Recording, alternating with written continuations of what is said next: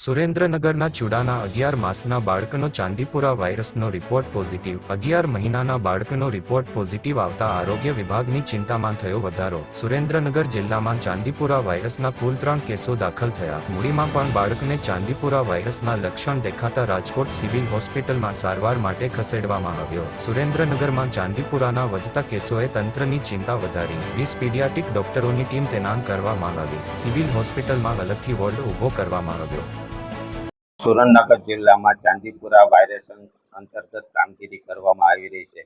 ખાસ પાટડી તાલુકામાં એક કેસ આવેલો, જે બાળકનું અમદાવાદ સિવિલમાં મરણ થઈ છે, પણ તેનો રિપોર્ટ નેગેટિવ આવેલો છે. અન્ય એક બાળક ચુડા તાલુકાનું સિવસામાં દાખલ કરેલ, જેનો રિપોર્ટ પોઝિટિવ આવેલ છે. જેની તબિયત હાલ સુધારા પર છે. હાલ કોઈ એવી ગંભીર સમસ્યાઓ બાળકને નથી.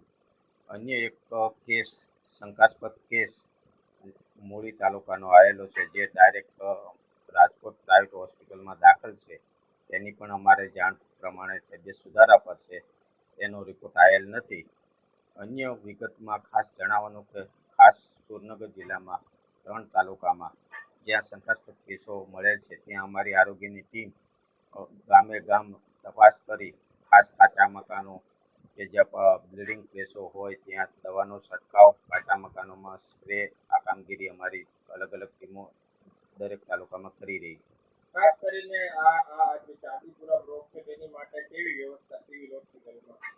ખાસ ચાંદીપુરા માટે ખાસ શંકાસ્પદ કેસો મળે તો એને ગાંધી હોસ્પિટલ અને શિવસા મેડિકલ કોલેજમાં દાખલ કરવામાંની વ્યવસ્થા છે, અને એના જરૂરી સેમ્પલ લઈ ગાંધીનગર મોકલવા માટેની વ્યવસ્થા જિલ્લા તંત્રએ કરેલ છે.